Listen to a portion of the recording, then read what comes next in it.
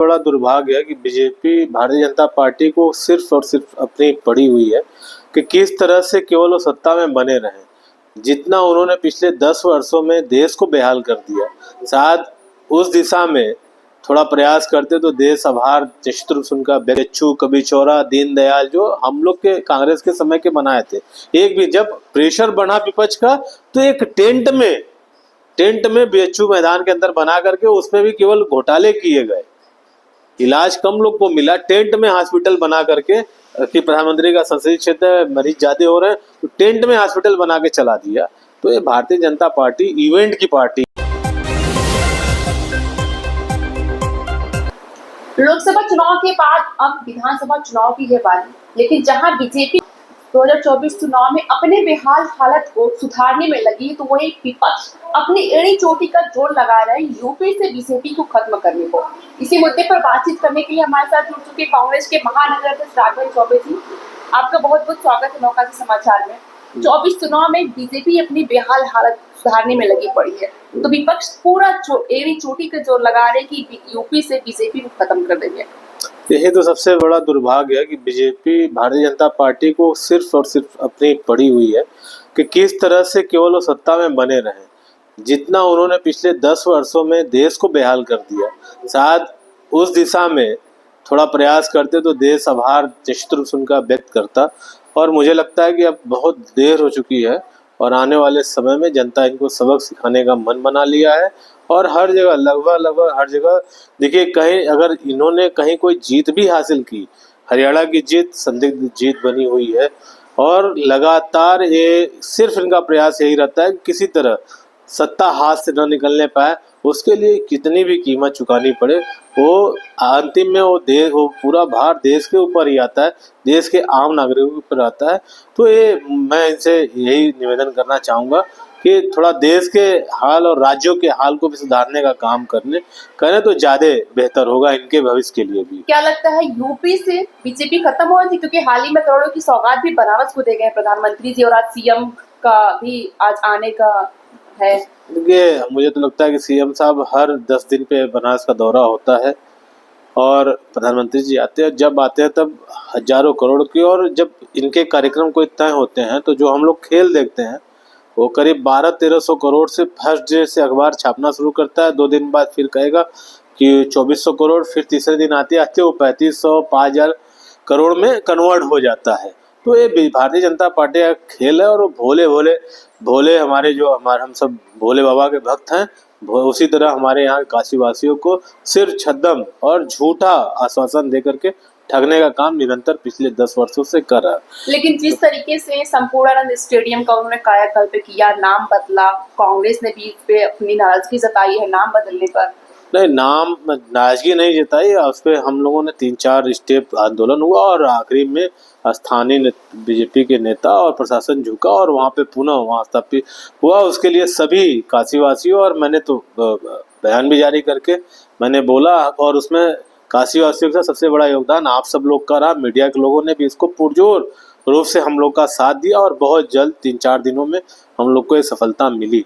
देखिए, जब अपना कोई इतिहास नहीं रहता है तो नया इतिहास बना कर पुराने इतिहास पे नया उसको कॉस्मेटिक डेवलपमेंट दिखा करके वो स्टेडियम का कायाकल्प समय के अनुसार हुआ। जिस समय हमारी सरकारें थी हमने बनाया, उस समय के हिसाब से जो चीज़ें थी उस तरह की सुविधाएं दी गई। और आज जिस हिसाब सरकार कर रही है, लेकिन आनन फानन अभी आप आज दौरा करिए, मैं निवेदन करूंगा उस स्टेडियम का, संपूर्ण स्टेडियम का दौरा करिए, अभी कंप्लीट होने में कम से कम 1 साल से 1.5-2 साल का समय लगेगा। लेकिन उद्घाटन करना है, जल्दबाजी में करना है सब चीज़ों को। एक भी आदमी अभी भी वहाँ लेबर लगे हुए हैं, काम चल रहा है, काशीवासी उससे लाभान्वित नहीं हो पा रहे हैं, लेकिन उद्घाटन करना है, आंकड़ा पेश करना है, फर्जी आंकड़े। और सबसे बड़ी बात है कि मैं इसको नाम देना चाहूँगा अनवांटेड अनडेवलपमेंट, मतलब कि जिसकी जरूरत नहीं है वो ऑलरेडी वहाँ वो सुचारू रूप से काशीवासी उसका उपयोग कर रहे थे। लेकिन मैं इनसे पूछना चाहता हूँ, एक कोई ऐसा काम बता दे जिससे बनारस के 100 लोगों को रोजगार मिला हो, कोई कंपनी लगा दिया हो, कोई केंद्रीय विद्यालय बना दिया हो जिससे लोगों को शिक्षा मिलती हो, कोई एक हॉस्पिटल बना दिया हो। कोरोना जैसी महामारी का सामना हमने 2-2 वेव का काशीवासियों ने झेला, और इलाज कहाँ हुआ? उसी हमारे ट्रॉमा सेंटर बीएचयू, कबीचौरा, दीनदयाल, जो हम लोग के कांग्रेस के समय के बनाए थे। एक भी जब प्रेशर बढ़ा विपक्ष का, तो एक टेंट में बीएचयू मैदान के अंदर बना करके उसमें भी केवल घोटाले किए गए। इलाज कम लोग को मिला, टेंट में हॉस्पिटल बना करके कि प्रधानमंत्री का संसदीय क्षेत्र मरीज ज्यादा हो रहे हैं तो टेंट में हॉस्पिटल बना के चला दिया। तो ये भारतीय जनता पार्टी इवेंट की पार्टी है। आपने शिकायत किया है, आई हॉस्पिटल उद्घाटन कर दिया उन्होंने जी। आई हॉस्पिटल क्या सरकारी उपक्रम है? ये सरकार का है तो सरकार उसका श्रेय ले। मैं बताता हूँ, सरकार वहां निःशुल्क लोगों का इलाज हो रहा हो, सरकार इसका श्रेय ले। आप प्रधानमंत्री को किसी कार्यक्रम में बुला के कोई आमंत्रित कर ले, अपने यहाँ फीता कटवा ले, उसका श्रेय हम लेंगे? आप बताइए, आप पता करिए ना, संघ नेत्रालय किसका सरकारी उपक्रम है? मैं अपनी बात वापस ले लूंगा। किसी ने मुझे मुख्य अतिथि बना करके आपसे हमसे अपना उद्घाटन करा लिया, फीता कटा लिया, तो उसका श्रेय मेरा हो गया। तो मैं फिर कर रहा हूँ, झूठ बोलने वाले लोग हैं, सिर्फ झूठ के सिवा कुछ नहीं है, कोई चीज नहीं परोस सकते। झूठ। आप घूमिए पूरे बनारस में, बनारस बेहाल है, ठीक से आप चलने के लायक रोडे नहीं है, और माहौल ये है कि दर बदर टैक्स का, बिजली बिल का, तमाम मतलब आम लोग, मध्यवर्गीय लोग और आम लोग का जीना दुश्वार हो गया। आप दीपावली जैसा त्योहार है, देखिए कहीं मार्केट में रौनक है? लोग किसी तरह की त्योहार है, मनाना है, चल है। सब लोग आर्थिक रूप से स्ट्रगल कर रहे हैं, लोग हम लोग समाज के लोग हैं और जमीनी रूप से जुड़े लोग हैं। मैं कभी कभी ऐसी स्थिति का सामना करना पड़ता है कि हम लोग अपने बच्चों की फीस नहीं जमा कर पा रहे हैं, स्कूल का प्रेशर अलग, घर का, मतलब क्या स्थिति बना दिया गया है। आज लोगों को याद आ रहा है कि 2014 के पहले लोग सुखी थे और संपन्न खुशहाल थे। आज देश के खुशहाल, और लगातार आप जो आंकड़े आते हैं, आप देखिए हंगर इंडेक्स में हम नेपाल से पीछे हो गए, रोजगार दे नहीं पा रहे हैं, केवल झूठे वादे हम लोगों को थमा करके अपनी केवल राजनीतिक सत्ता इसी तरह बनी रहे, तानाशाही से उस पर काम कर। ठीक है, कांग्रेस से हमेशा लगातार परिवारवाद पे कटाक्ष किया जाता है। हाल ही में जब सूबे के मुख्यमंत्री जी आए थे तो उन्होंने भी बोला था, प्रधानमंत्री जी ने भी परिवार पे कटाक्ष किया संपूर्णानंद स्टेडियम पे। लगातार परिवारवाद पे कटाक्ष किया जा रहा है कांग्रेस से। कि महाराष्ट्र में भारतीय जनता पार्टी के टिकट की लिस्ट निकाल के देख लीजिए, नेता पुत्र, नेता पुत्री, नेता की बहू, नेता की पत्नी, लगभग ऐसे 40 से 45 लोगों को टिकट दिया, और आरोप लगाएंगे कांग्रेस के ऊपर। राहुल गांधी जी, प्रियंका गांधी जी लगातार जितना आम लोगों को लेकर के संघर्ष करते हैं, उतना कोई हिंदुस्तान का कोई नेता करता हो तो आप मुझे नाम बता दीजिए। और इंदिरा जी, राजीव गांधी, इस देश को के निर्माण करने के लिए, देश के भाईचारा को बनाने के लिए अपने शरीर का एक एक बूंद रक्त बहा दिया। इनकी तरह केवल ढकोसलेबाजी नहीं की, झूठ नहीं बोला देश से। और अगर उनके परिवार के लोग आते हैं और कर्म करके आते हैं, कोई ऐसा नहीं कि सीधे। राहुल जी को आप सबको याद होगा, 2009 में जब कांग्रेस की सरकार रिपीट की, राहुल जी चाहते सीधे प्रधानमंत्री बन सकते थे, कोई नहीं रोक टोकता। पार्टी जो राष्ट्रीय अध्यक्ष बने थे, 2019 के चुनाव का रिजल्ट पार्टी के अनुरूप नहीं आया, उन्होंने इस्तीफा दे दिया। और लगातार अपना और चुनाव हमारे यहाँ लोकतांत्रिक प्रक्रिया से, हमारे यहाँ खड़गे जी अध्यक्ष हैं और पिछले दिनों उन्होंने 2 सरकार पूरा किया, और लगातार राहुल गांधी जी उनके नेतृत्व में काम कर रहे हैं।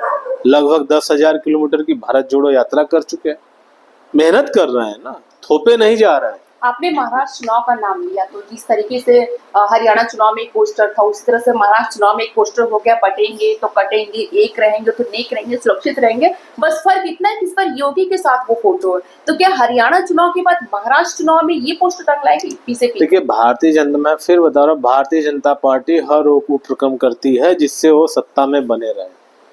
आज लगातार हमारे समय भी हमारी जो गांधी की विचारधारा थी, ये देश सबका है, हमने नारा दिया हिंदू मुस्लिम सिख ईसाई आपस में है सब भाई भाई, ये नारा दे रहे हैं।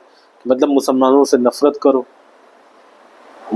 और दूसरे वर्ग मतलब अगड़ा पिछड़े से लड़ाई लड़े और नारा देंगे कि बटोगे तो कटोगे। क्योंकि राहुल गांधी जी ने भारत जोड़ो यात्रा करके लोगों को अपना हक अधिकार मानने का जो जज्बा पैदा कर दिया, संविधान में जो पद सुविधाएं हैं लोगों को, उसके प्रति लोगों को जागरूक कर दिया।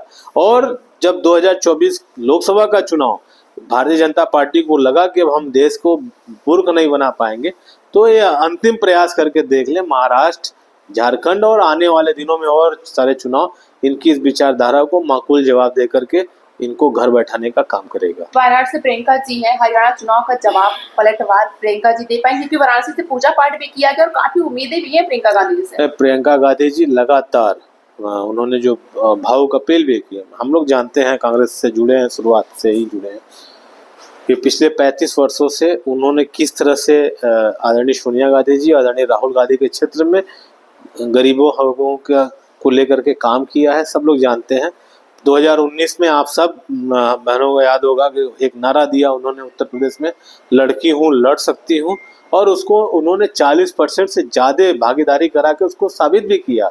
और लगातार उम्भा हुआ, महिलाओं से अत्याचार, हाथरस में, बिलरियागंज में, आजमगढ़ के जहां महिलाओं को पुलिस अत्याचार हुआ, तो सबसे पहले प्रियंका जी जाके आंसू और उनके अंदर काम करने का जज्बा है। अंतिम प्रयास करके देख ले, महाराष्ट्र, झारखंड और आने वाले दिनों में और सारे चुनाव इनकी इस विचारधारा को माकूल जवाब दे करके इनको घर बैठाने का काम करेगा। वाराणसी से प्रियंका जी हैं, हरियाणा चुनाव का जवाब पलटवार प्रियंका जी दे पाएंगे, क्योंकि वाराणसी से पूजा पाठ भी किया गया और काफी उम्मीदें भी हैं प्रियंका गांधी जी से। प्रियंका गांधी जी लगातार उन्होंने जो भावुक अपील भी की, हम लोग जानते हैं, कांग्रेस से जुड़े हैं, शुरुआत से ही जुड़े हैं, कि पिछले 35 वर्षों से उन्होंने किस तरह से आदरणीय सोनिया गांधी जी, आदरणीय राहुल गांधी के क्षेत्र में गरीबों हकों को लेकर के काम किया है, सब लोग जानते हैं। 2019 में आप सब बहनों को याद होगा कि एक नारा दिया उन्होंने उत्तर प्रदेश में, लड़की हूँ लड़ सकती हूँ, और उसको उन्होंने 40% से ज़्यादा भागीदारी करा के उसको साबित भी किया।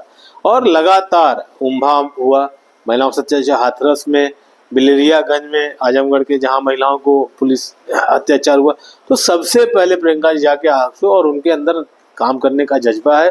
देश के नस्ल वो राजीव गांधी जी के साथ दौरों में जाती थी, तो बहुत नज़दीक से उन्होंने हर चीज़ को महसूस किया। और मुझे लगता है कि जब वो सांसद बनेंगी तो वायनाड के साथ साथ पूरे देश को और कांग्रेस को इसका सीधा लाभ मिलेगा। बहुत बहुत धन्यवाद। तो ये थे राघवन चौबे, जिनका कहना है कि वायनाड से प्रियंका गांधी जी चुनाव लड़ेंगे और पूरे देश को इसका सीधा लाभ होगा। इससे तमाम खबरें हम आपको दिखाते रहेंगे। रांची से मैं स्मिता, आप देखें नौकाशी समाचार। शहरी जन की आवाज नौकाशी समाचार। ऐसे तमाम खबरों के लिए बने रहिए हमारे साथ।